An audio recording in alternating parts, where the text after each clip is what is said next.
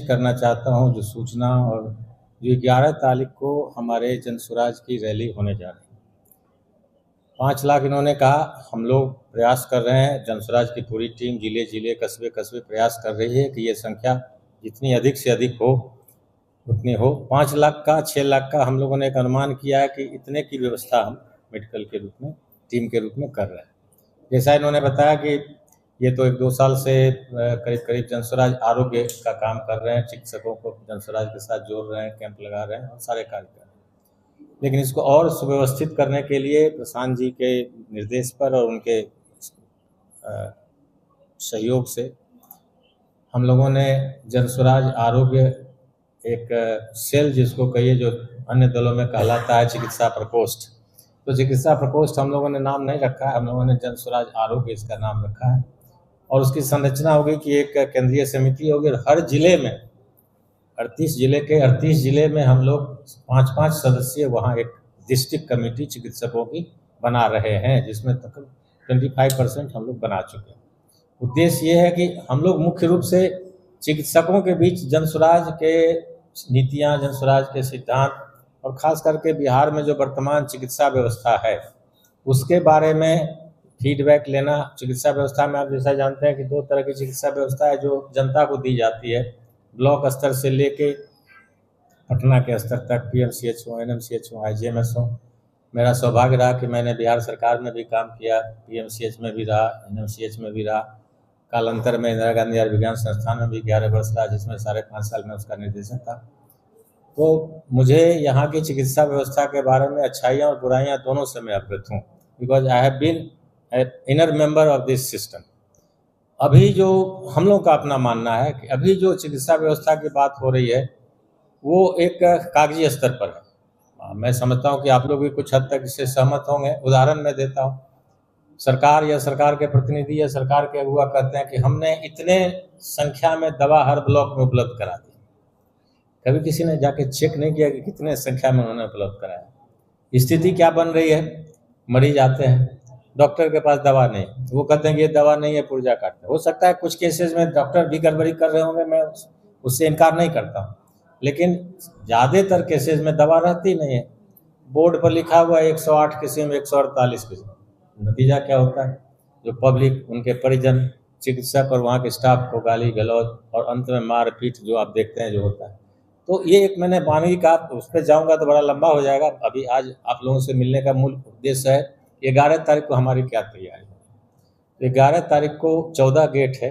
14 gate की व्यवस्था के लिए हम लोगों ने सोचा है कि 8 स्टैटिक कैंप, हम लोग हेल्थ कैंप, जिसको कहिए कि प्राइमरी केयर के लिए, इमरजेंसी केयर के लिए, वो हेल्थ चेकअप का कैंप नहीं होगा, उसको थोड़ा सा स्पष्ट कर देता हूँ। फर्स्ट एड, वो फर्स्ट एड के लिए, इमरजेंसी हैंडलिंग के लिए। इतनी बड़ी संख्या में लोग आएंगे, गर्मी का समय है, लू लग सकता है, कोई उम्र दराज हो उनको सांस की तकलीफ हो सकती है, चेस्ट पेन हो सकता है, किन्हीं को चोट लग जा सकती है, किन्हीं को डिहाइड्रेशन हो सकता है, किन्हीं को उल्टी हो सकती है, सो एंड सो फोर्थ।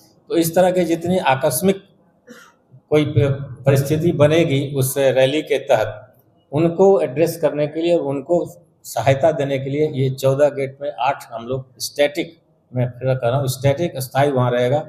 हर एक स्टैटिक कैंप के अंदर हमारे 1 या 2 चिकित्सक होंगे, 2 से 3 नर्सिंग स्टाफ होंगे, 2 से 3 वॉलेंटियर होंगे, और जितनी भी जीवन रक्षक दवाएं हैं और जो चोट, उपचार, दर्द, इन सब की दवाएं हैं, ऑक्सीजनेशन की सुविधा होगी, एम्बूबैग जिससे रिससिटेट करने की सुविधा होगी। भीड़ में किसी प्रकार की कोई जो मेडिकल प्रॉब्लम हो सकती है उनको टैकल करने के लिए सारी सुविधा हम लोग एक ऑर्गेनाइज रूप से कर रहे हैं। अब स्टैटिक टीम के साथ वहाँ 5 हम लोग एम्बुलेंस रखेंगे जो ऑक्सीजन और ऑक्सीजन देने वाले टेक्नीशियन के साथ उपलब्ध रहेंगे। और हम लोगों ने उसके अलावा, ये तो कैंप की बात हुई, कैंप के बाहर मेरीन ड्राइव पर हमारे साथियों की राय हुई कि पिछले बार जो रैली हुई थी 2 अक्टूबर वाली, तो मेरीन ड्राइव पर कुछ हादसा हो गया था, दुर्घटना हो गई थी, तो वहाँ चिकित्सा सुविधा उपलब्ध कराने में समस्या हुई। इस बार हम लोगों ने तय किया है कि मेरीन ड्राइव पर भी, जो वहाँ पुलिस थाना है, जो आप देख रहे होंगे, रोटरी है दीघा के पास, वहाँ पर हम लोग का एम्बुलेंस रहेगा और एक मेडिकल टीम, पैरामेडिकल टीम दवाओं के साथ, ऑक्सीजन के साथ वहाँ सुबह से लेके और रैली समाप्ति की भीड़ जब तक लौट नहीं जाएगी तब तक हमारी व्यवस्था वहाँ मेरीन ड्राइव पर भी रहेगी।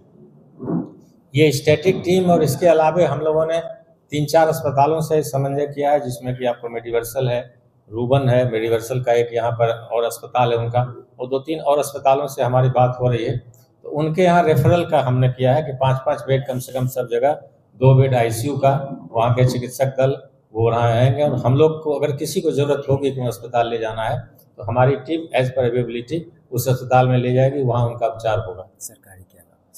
सरकारी तो जिला प्रशासन और सिविल सर्जन साहब अपना जो भी एक कोई भी रैली होती है उसमें जो स्टैंडर्ड व्यवस्था होती है सभी अस्पतालों को, मैं भी था जी, मुझे भी चिट्ठी जाती थी कि ये रैली है, आप इतना बेड रखिए, इतनी दवा रखिए, वो तो जाएगी। हम आशा करते हैं कि सरकार की व्यवस्था भी अच्छी होगी, लेकिन ये हमारे जनस्वराज आरोग्य टीम के तरफ से, जनस्वराज पार्टी के तरफ से ये व्यवस्था होगी। ये हम सरकार पर आधारित होकर, सरकार पर निर्भर होकर ये व्यवस्था नहीं कर रहे। तो मैं आने वाले जो भी हमारे साथी हैं उनसे मैं आग्रह करूंगा कि बड़ी से बड़ी संख्या में आएँ, जैसा कि हमारे सहयोगी मैडम ने कहा, और मैं उसके पॉलिटिकल पहलू पर नहीं जाऊंगा। बदलाव की रैली है, आना चाहिए, क्या परिस्थिति है ये आप लोग सब जानते हैं। मैं आश्वस्त करना चाहूँगा जनस्वराज आरोग्य की तरफ से कि आप इस चीज़ से निश्चित हो गया है, भगवान करे आपको कोई भी हेल्थ प्रॉब्लम ना हो, हमारी शुभकामना है।